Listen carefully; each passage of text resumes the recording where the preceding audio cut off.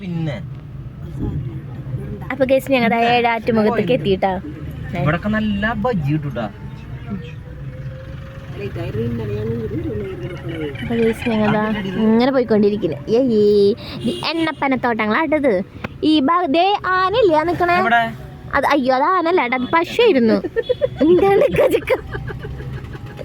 അല്ല സാധാരണ ഈ ഭാഗത്തേക്കൊക്കെ മിക്ക വീഡിയോസും ഞാൻ സ്ക്രോൾ ചെയ്ത് പോകുമ്പോൾ ആനകൾ ഈ ഭാഗത്തൊക്കെ ആനകളെ കാണാറുണ്ട്. അതുകൊണ്ട് ഞാൻ ചിലപ്പോൾ പശു അങ്ങനെ കാണാറില്ലല്ലോ. അതുകൊണ്ടാണ് ആനേനെ കണ്ടെന്ന് പറഞ്ഞത്. പശു പശുവൊക്കെ ഉണ്ട് ഇവിടെ. എല്ലാവരും അങ്ങിടണല്ലോ പോണേ. അങ്ങോട്ട് ചോദിച്ചിട്ട് പോകാം. അപ്പൊ അതിൻ്റെ ഉള്ളിലേക്ക് ആനകള്. അപ്പൊ ഞങ്ങടെ ചെക്ക്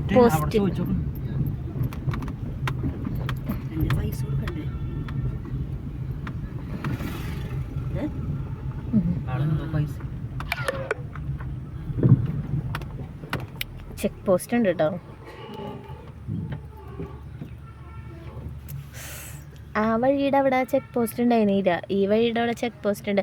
ഞങ്ങൾ പിന്നെ ആദ്യമായിട്ടാണ് ഏഴാറ്റുമുഖത്തേക്ക് വന്നത്. വന്നിട്ടൊന്നുമില്ല. ഞങ്ങൾ ഏഴാറ്റുമുഖത്തേക്ക് ആദ്യമായിട്ടാണ് വന്നത്. ചെക്ക് പോസ്റ്റ് ഉണ്ട്.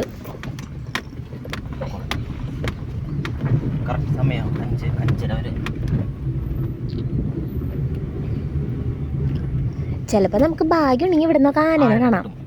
ആനേനൊക്കെ അടുത്തുനിന്ന് കാണാന്നാ പറയണേ കേട്ടാ.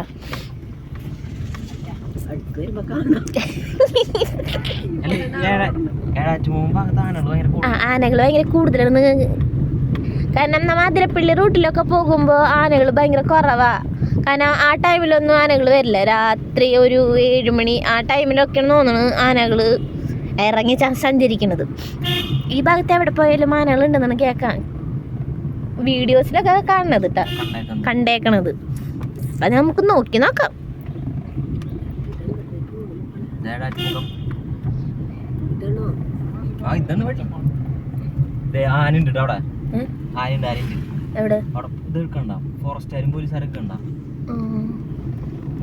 ആനനെ കാണാൻ പറ്റുവാണെങ്കിൽ കാണാം.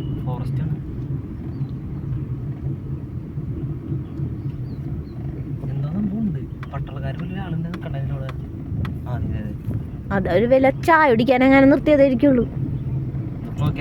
ഫുൾ വെള്ളം ടൈമിലൊക്കെ അറിഞ്ഞു പോയിരിക്കില്ല വെള്ളം.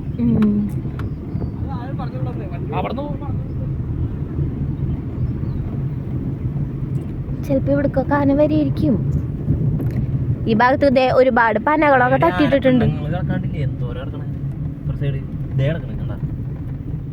പക്ഷെ ഒരൊറ്റ ആനനെ കാണില്ല.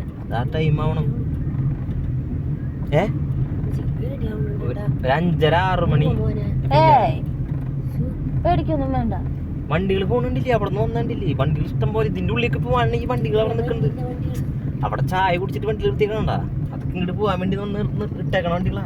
നമ്മളവിടെ നിന്ന് കടത്തിട്ട് തരാം. ഫോറസ്റ്റുകാരല്ലേ, അപ്പൊ ഇവിടെ കുഴപ്പമില്ല. ആള് ചേച്ചെണ്ണം പോയി ഞങ്ങളെ ചവിട്ടോളട്ടെ. എന്ത് തേങ്ങലും കേട്ടിട്ട് സ്വിഫ്റ്റ് ആണെങ്കിൽ പിന്നെ കുഴപ്പമുണ്ടായി.